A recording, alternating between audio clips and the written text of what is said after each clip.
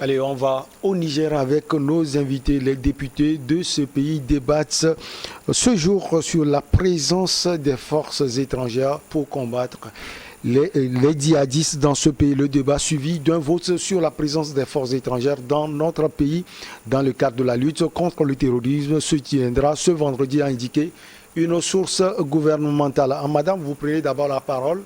C'est le Parlement qui va décider au Niger sur la présence des forces. Ah oui, bon, la présence des forces étrangères sur le territoire nigérien, donc c'est un véritable problème. Donc le Parlement, qui est le parti au pouvoir majoritairement représenté au Parlement, ne fera que voter pour son chef qui est au pouvoir.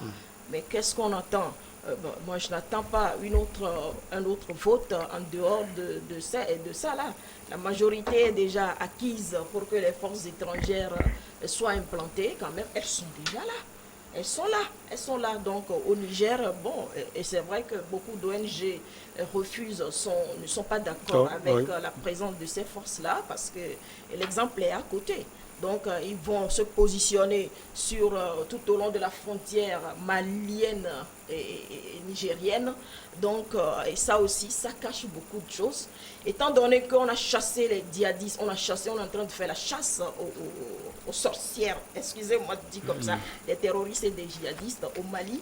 Bon, il y a beaucoup qui vont se replier vers le Niger. Et il faut lutter contre le terrorisme aussi là-bas. Mais avec qui encore? Avec quelle force? C'est les forces qui n'ont pas produit grand-chose au Mali, avec les résultats que nous avons.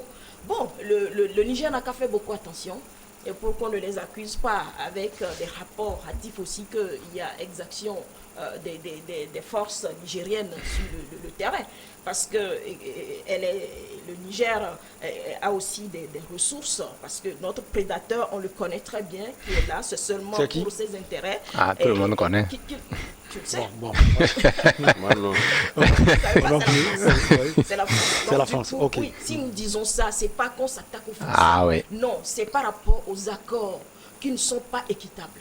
Il faut une équité, l'équité. Et oui, c'est voilà, ça. et puis une égalité, et qui est l'équation soit quand même équitable de part et d'autre. C'est par rapport à ça, pour qu'on ne dise pas que les traîtres de combien de siècles là, qui continuent toujours pas à agir sur les Africains. Non, voilà, c'est ça. Donc, le Parlement ne fera que voter pour son chef qui est au pouvoir. Donc, ça va passer comme une lettre à la poste, comme Madame l'a dit. C'est le Parlement qui va mais décider. je pense que si même il est important d'anticiper sur ce que serait donc cette consultation, il n'en demeure pas moins de pouvoir donc remonter un peu le débat parce que lorsque nous parlons du Niger, justement parce qu'on a eu à constater ce qui s'est passé au Mali. Et moi, je me dis, aujourd'hui, le Niger est plutôt sur une très bonne pente pour la simple et bonne raison que lorsque vous comparez le Niger et le Mali, si aujourd'hui les autorités, sinon la junte au pouvoir au niveau du Mali, est en train de pouvoir reformer les accords qui ont lié la présence de ces forces-là au niveau du Mali, c'est justement parce que c'était pas bien passé. Et il y avait le contenu, n'était pas réellement ça. Et si aujourd'hui, et naturellement, la présence de ces forces-là n'était pas passée par le couloir des députés par le passé. Ça a été dans des accords tacites entre État à État sur l'urgence qu'il y avait sur le terrain, mais oubliant qu'il peut y avoir d'autres variables, d'autres pesanteurs qui peut amener à ce que les choses ne se passent pas bien, avec des intérêts naturellement qui vont avec. Et donc je pense qu'aujourd'hui, tirant dans ces conclusions au niveau du Mali, même si on sait qu'aujourd'hui tout le monde connaît l'opinion du président Bazoum liée donc à la présence de ces forces-là, personne n'en demande pas, mais je pense que même si c'est un trompe-œil, il faudrait quand même que le Niger soit témoin, la population malienne, le Nigérien, soit témoin de ce qui se passe. C'est en cela que le passage au niveau du Parlement permettra de pouvoir asseoir une certaine souveraineté. Parce que certains sont d'accord pour la présence de ces forces-là, mais naturellement certains qui sont également contre. Et donc je pense qu'à partir du moment où il n'y a pas d'autre voie de pouvoir peut-être aller à un référendum pour tirer, ça passe toujours par le couloir de l'Assemblée. Mais je pense que même si l'Assemblée est majoritairement acquise à la cause du président Bazoum, qui est d'ailleurs même pour la présence de ces forces-là, je pense que c'est le contenu de ces accords-là qu'il faudrait véritablement revoir pour qu'on ne puisse pas tomber dans les mêmes escarcelles qu'on a constatées par le passé. Et de l'autre aspect également, c'est pas parce que de toutes les façons, la France n'a pas été efficace après pratiquement les 10 ans passés au niveau du Mali. Et n'oubliez pas qu'il y a déjà la présence de ces forces-là au niveau de ces pays-là, comprennent le Burkina Faso, le Niger, d'ailleurs même d'autres pays du Golfe. Mais je pense qu'eux-mêmes tireront les leçons de l'échec qu'ils ont constaté et qui a fait en sorte que la population aujourd'hui est en désaccord pratiquement à la présence de la force française dans ces pays-là, feront renouveler encore disons, les stratégies à mettre en place pour être beaucoup plus efficaces et être acceptées ou être en adéquation avec la population. C'est vrai, nous savons ce qui nous importe et je ne pense pas que parce que Mohamed Bazoum veut pratiquement peut-être brader les ressources de son pays qu'il accepte donc la présence de la force française. C'est justement pour lutter contre un problème. Et parce que c'est quelqu'un qui lutte contre la corruption aujourd'hui dans son pays. Il y a très longtemps, oui, très longtemps. Et je pense qu'on a vu une certaine démarcation entre lui et son prédécesseur, liée donc à un certain nombre d'aspects donnés, notamment l'aspect sécuritaire, la corruption, etc. Même à son entour direct, il y a des gens aujourd'hui qui sont aujourd'hui épinglés pour la corruption. La preuve, c'est l'ancien ministre de la Communication. Donc c'est le contenu qui importe, ce n'est pas la présence qui importe parce que ces forces-là, de toutes les façons, il est très difficile que pour nous, les pays francophones, nous poussions en départir d'aussitôt. Mais c'est le contenu des accords qu'il faudrait quand même qu'on mette les aspirations profondes de la population au-dessus de tout. Et donc moi je pense que c'est ce qu'est en train de faire Mohamed Bazoum, au-delà du superficiel qu'on verra en disant que voilà, ils voteront pour. Il faudrait quand même que c'est le contenu qui importe le Niger. Le vote peut passer comme une lettre à la poste, comme une volontaire là-bas, mais les débats vont peut-être édifier tout le monde. Non, ça c'est du formalisme. C'est-à-dire que ce qui est en train de se faire à l'Assemblée nationale là-bas, Adam a relevé quelque chose de très intéressant, mais qui n'est pas possible. Si c'était qu'il fallait passer par référendum, je vous assure que les forces françaises ne seraient pas au Mali. Aujourd'hui, dites-vous que les forces françaises sont... Oui, non, attends, je viens. Aujourd'hui, dites-vous que les forces françaises sont déjà au Mali. Du moment où c'est annoncé, au Niger, j'allais dire, c'est-à-dire que du moment où c'est annoncé, Bazoum avait annoncé qu'il faut d'abord faire la consultation au niveau de des parlementaires. Nous l'avions dit ici que c'est déjà, ils ont déposé leurs valises au Niger. Non, mais c'est pas faux. Le chef d'État même... Je ne refuse pas. Aujourd'hui... C'est pas une supposition. Il faut être affirmatif. Oui, c'est pour dire quoi? C'est pour dire qu'aujourd'hui, il faut que l'onction vienne de l'Assemblée nationale. C'est de ça que je parle. C'est-à-dire qu'aujourd'hui, ça, par exemple, si ce vote-là devait aller dans le sens français, ça veut dire que les forces françaises ne seraient pas au Mali, enfin au Niger. C'est ce que je veux dire. Voilà, non, pas à l'Assemblée, c'est-à-dire ce que Adam dit. C'est-à-dire que si c'est qu'il fallait passer par référendum, je vous assure que les forces françaises ne seraient pas au Niger. Aujourd'hui, comme c'est à l'Assemblée, la dame l'a dit. On n'a pas de baromètre. Aujourd'hui, non, on n'a pas de baromètre, nous savons, parce que nous savons ce que les forces françaises ont produit au Mali, qui est un pays frontalier du Niger. Ça, c'est une évidence. Donc, nous ne pouvons pas voir des choses et puis ne pas les apprécier. Donc, c'est pourquoi je dis aujourd'hui que ce qui est en train de se passer, je vois que Bazoum devient un animal politique rusé. Dans un premier temps, nous connaissons ses rapports avec la France. Et quand il était au pouvoir, nous avons vu, aujourd'hui il veut se dédouaner pour dire que non, bon, les forces françaises qui sont au Niger, ce n'est pas moi qui ai voulu, c'est le peuple nigérien qui a demandé que... Tout ça là, il faut faire une analyse profonde pour comprendre. Et de deux, vous allez comprendre également que les forces françaises aujourd'hui ne vont jamais quitter le Sahel. Ça, il faut comprendre ça. C'est-à-dire que pour des intérêts dont je ne peux pas, je ne saurais qualifier. En tout cas, ce n'est pas seulement la France. Il y a les forces étrangères. Non, nous parlons de la France. Actuellement, moi, je suis en train de parler de la France. C'est-à-dire que la France, en principe, avec le feuilleton qui s'est produit au Mali, ne devait même pas chercher à encore rester dans ces couloirs-là, dans les couloirs de Sahel, Niger, comment vous appelez tout ça là. Donc, devait plier bagaille. Difficilement, la France est en train de vouloir quitter le Mali, même en disant que non, nous partons, mais nos arsenals restent. Donc, cela le Mali aussi a pris. Oui, le Mali a pris l'arsenal. Voilà, a pris l'arsenal. C'est-à-dire que c'est un double jeu qui est en train de se jouer. Faisons attention. C'est un double jeu qui est en train de se jouer. Moi, je dis aujourd'hui que, quoi qu'on dise, les résultats parleront d'eux-mêmes. Mais Bazoum étant ce qu'il est, il est en train de pouvoir tisser des cordes pour pouvoir ne pas quand même porter le fardeau demain, parce que demain on dira qu'est-ce que nous n'avons pas dit, ça dépend des accords qui ont été signés. C'est l'Assemblée qui décide de tous les accords qui seront faits par rapport à cette force française au Niger aujourd'hui. Donc ça veut dire que nous sommes dans un réseau forcément que la France ne pourra quand même pas laisser main libre à ces pays où tout d'où il y a le djihadisme qui profite énormément à ces pays. Je vous assure, ça profite énormément à ce pays. Parce que des intérêts inopinés, des intérêts cachés derrière, on ne pourra plus en décrire. Allez, on va quitter le Niger pour la Guinée. 2 anciens ministres guinéens ont été écroués et un autre placé sous contrôle judiciaire jeudi à Conakry, la capitale, pour notamment détournement de deniers publics et enrichissement illicite. Il s'agit de Albert Damatang Kamara et l'ex-ministre de l'urbanisme de l'habitat Ibrahima Kourouma. À cette allure, Adam Adjronou, on peut dire que les gens risquent beaucoup d'aller en prison. Non, bon, il n'y a rien de nouveau, puisque depuis l'installation de la CRIET au niveau de ce pays-là, et l'envie et l'ambition du président Mamadou Doumbouya de pouvoir, d'un côté, en découdre avec ceux qui peuvent, plus ou moins, lui mettre les bâtons dans les roues, mais également assainir le pays, parce que je crois l'avoir dit ici, que le discours de l'homme est assez stratégique, et il essaie un peu d'adouber la population en tenant ce discours-là, et qu'aujourd'hui, on constate que les politiques sont les seuls aujourd'hui.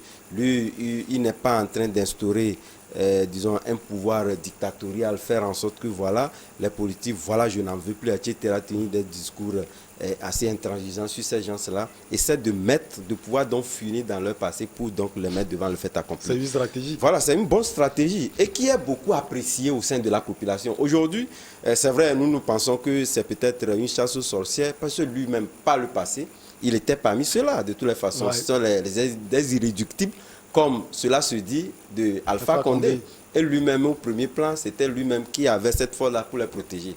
Aujourd'hui qu'il est au pouvoir, il trouve que c'était ceux-là même qui avaient pillé le pays et lui-même, il en sait quelque chose. Et je pense que la stratégie, que ce de lui, il est très difficile de pouvoir être en désaccord avec ce qui se fait. Quelque part, il faudrait quand même que les gens puissent répondre de leurs actes liés donc à la gestion du pays. Il est en train de le faire bien, mais il faudrait quelque part qu'il commence déjà par poser les bases de pouvoir réinstaurer ce pays-là en ce qui concerne les voies démocratiques, ce qu'on ne constate pas jusqu'au jour d'aujourd'hui. Et nous voulons très bien que ce pays-là puisse repartir de nouveau, mais il faudrait quand même que ces mœurs-là puissent commencer par lui en posant les bases de pouvoir donc céder le pouvoir ou pratiquement montrer à la face du monde que nous voulons véritablement arriver à un point donné, mais il ne va pas quand même résoudre tous les problèmes avant de partir. De toutes les façons, c'est déjà un pas que nous constatons, nous apprécierons, puisque de toutes les façons, c'est devant la criette, il y aura des éléments qu'on appréciera, voir si véritablement ce qui est mis sur la table est conforme à ceux dont on accuse ces ministres-là, serait quand même un exemple que d'autres pays également peuvent en tirer. Ce ne serait pas comme la criette aujourd'hui, comme si nous prenons le cas du Bénin. C'est très difficile qu'on puisse véritablement dire que nous sommes en face d'une cour qui essaie véritablement de jouer de l'équilibre. Ce n'est pas évident. Et si c'est le cas au niveau de la Guinée, cela risque de se passer mal parce qu'on arriverait toujours à cette conclusion que c'est la chasse aux sorcières et qu'après lui, il y aura toujours ceux qui viendront et finir aussi dans sa gouvernance et reposer le problème. Ce n'est pas bon. Alors, en tout cas, la suite nous donnera raison. Comme Valentin Mayaba, il y a un autre ministre, un ancien ministre de l'économie, pendant la même période, c'est-à-dire sous Alpha Condé, Mamadi Kamara, qui a été placé sous contrôle judiciaire. Lui, il porte son prénom même. Alors... Non, vous savez, je ne sais pas pourquoi quand quelqu'un veut faire du bien, il y a toujours des artifices autour de la personne. Donc, quand vous regardez un peu les actions que mène Doumbouya depuis qu'il a fait le coup d'État aujourd'hui, dites-vous que c'est des actions salutaires. Il n'a pas fait que traquer les dinosaures. Il a quand même mené une politique de réconciliation en faisant venir des opposants qui étaient en exil. Il a fait venir même l'ex-président Moussa Dadis Camara. Voilà, qu'il a fait rentrer le pays. C'est pourquoi? C'est pour une réconciliation totale. Alors, au même moment, il fait venir ces gens. Il est en désaccord avec ceux qui sont au pays. Oui, mais non, attendez. Désaccord, c'est quoi? Tu sais, la politique, c'est une autre réalité que nous ne pouvons pas comprendre. Aujourd'hui, vous ne pouvez pas me dire aujourd'hui que les actes qu'il est en train de poser par rapport à la réconciliation doivent être épousés par tout le monde. Mais c'est une grande partie de l'opposition. Oui, l'opposition reste l'opposition. Au fait, aujourd'hui, vous ne pouvez pas me dire que l'opposition doit être en accord avec Doumbouya. puisque c'est lui qui est aux affaires actuellement. L'opposition aspire venir au pouvoir. Quoi qu'on dise, tous les actes j'allais dire que Doumbia poserait, ou son équipe, lui et son équipe poseront, ne va pas quand même amener. Aujourd'hui, les agitations que nous observons au niveau de la Guinée et doit quand même venir de ces opposants-là, parce qu'ils voudraient qu'il y ait toujours ces bouleversements-là pour pouvoir trouver une intrusion. Donc, c'est souvent quand le jeu n'est pas aussi équilibré comme il va ça ne pourrait jamais être équilibré. Non, ça ne pourrait pas être équilibré. Du moment où, actuellement, il est aux affaires. Parce que l'opposant, c'est des visées différentes. Parce que lui, c'est un militaire, il n'est pas venu pour garder le pouvoir, il veut partir. Bon, maintenant, est-ce que ça va se donner comme les carottes? Non, je ne pense pas. Il faut organiser des élections. Actuellement, pourquoi est-ce que l'opposition, tout l'ensemble, c'est une grande partie de l'opposition est en désaccord avec Doumbouya? Vous avez pu comprendre que les actes que Doumbouya pose ne peuvent pas permettre cette opposition d'agir dans le sens de l'intérêt général. Vous comprenez? Donc ça fait que les gens vont toujours chercher à ce qu'on organise des élections le plus tôt possible, qu'il y ait des manquements à des niveaux donnés pour que chacun puisse se servir. Et le pays ne doit pas être comme ça. Moi, ce que j'apprécie dans ce qu'il fait, c'est parce qu'il faut décourager les actes de corruption. C'est-à-dire que ça, tout le monde est d'accord. Oui, sous, comment vous l'appelez, sous Condé, beaucoup de crimes ont été commis. Beaucoup de crimes ont été commis. Et Adam le disait, il fait partie. Oui, c'est lui qui je suis d'accord. Oui, je suis d'accord. Il est au pouvoir, c'est ça, il est au pouvoir. Actuellement, il est au pouvoir parce qu'il y a cette histoire-là. Demain, il reprendra. Si quelqu'un, il advenait que quelqu'un venait. Parce que c'est un exemple qu'il est en train de donner. Pour que quelqu'un qui viendrait au pouvoir ne doit pas faire comme ce que Condé a eu à faire. Il faut baliser le terrain. Et comme ils ont eu à faire, lui-même également fait. Bon, ouais, c'est lui, ce qu'il dit, que quelqu'un viendra aussi. Quelqu'un viendrait, puisque la roue de l'histoire, ça tourne. La roue de l'histoire tourne. Donc ça voudrait dire que... Me permettez, vous savez, moi je pense que si tel qu'on avait une bonne intention de pouvoir véritablement juger, pourquoi mettre une criette en place? C'est ça là même également le problème. Puisque si nous comparons les criettes qu'il y a eu donc au Bénin, on voit toujours. Non, la criette, ce sont des choses taillées sur mesure. Non, donc moi je me dis les juridictions traditionnelles ne pouvaient pas véritablement donc juger. Est-ce que ces juridictions... Non, au fait, il faut la criette indépendante pour pouvoir gérer ces affaires-là. En fait, c'est là où le problème. Non, là où le problème ne pose pas. Non, ils seront donc indépendants. Ils seront indépendants. Il y aura une impartialité. C'est pourquoi je ne pense pas, je ne sais pas pourquoi on porte des procès d'intention. Nous avons une justice traditionnelle qui pourrait juger les mêmes crimes. Mais on estime qu'il faut mettre en place une juridiction d'exception. Pourquoi? Oui, une juridiction d'exception parce que c'est des cas d'exception. Non, la corruption n'est pas un cas d'exception. Non, la corruption fait partie intégrante.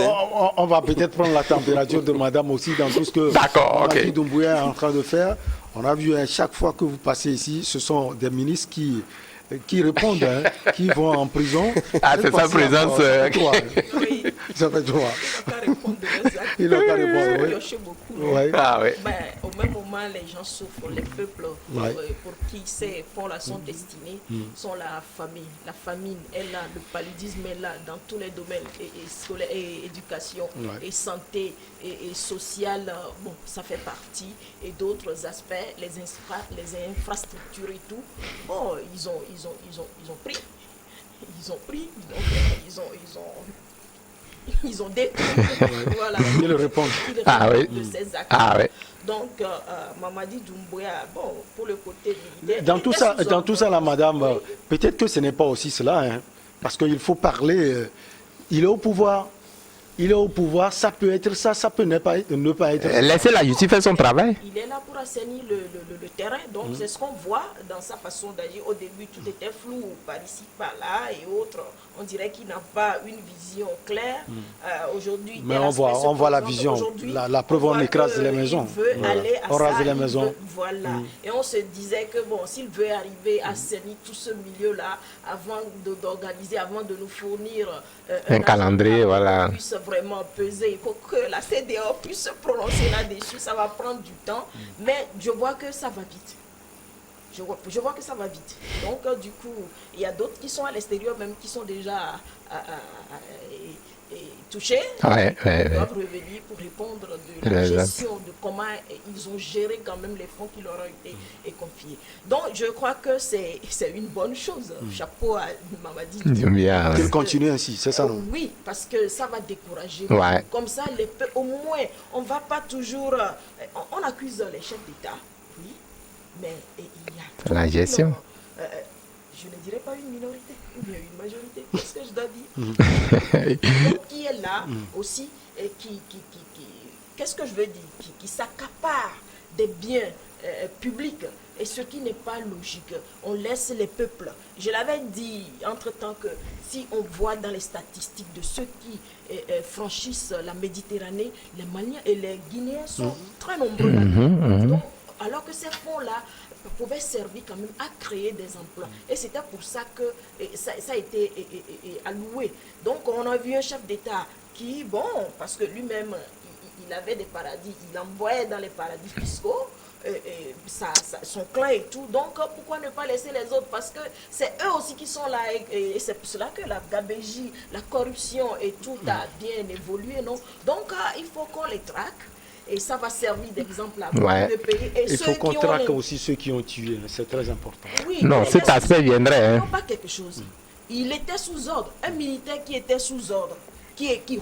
Il avait aussi le choix, madame. Il avait le choix. Ah, il n'avait pas le choix. Il n'avait pas le choix. Il avait quel choix? Non, il n'a pas le choix. Je te donne un exemple. Oui. Ce n'est pas que je lui donne raison qu'il pouvait refuser. C'est pas lui qui gouvernait. Il n'était pas aux affaires. Comment il a refusé? Reprimer les gens, arrêter ce qu'il faut, etc. Voilà, il n'a pas voulu. Mais quand même, il aurait fait quand même du bien à ces civils, à ces nombreux civils-là qui ont été vraiment tués et lors de ces post électoral là. Donc du coup, qu'est-ce que Mamadi Doumbouya est en train de faire? Du bon boulot. Du bon boulot. Merci beaucoup à vous. Je sais que vous oui, mais il fait du bon boulot. Il fait du bon boulot, il faut le connaître parce que... Du bon boulot, il faut le connaître. Ça a été un plaisir de vous avoir. On va se retrouver la semaine prochaine. Les sujets sont toujours intéressants, surtout ceux portant sur le Mali. Merci beaucoup à vous. Comme Valentin Mayaba, vous êtes journaliste, directeur de publication de Le Symposium. Merci également à Madame Sophia Kenyonsi Adano, elle est sociologue et analyste politique. Merci également à l'autre journaliste, toujours là, quand on a besoin de lui, Adam Adjronou, directeur de publication de Vision d'Afrique. On se retrouve la semaine prochaine, toujours avec le même plaisir. Merci à vous. Merci. Excellent week-end à tout le monde.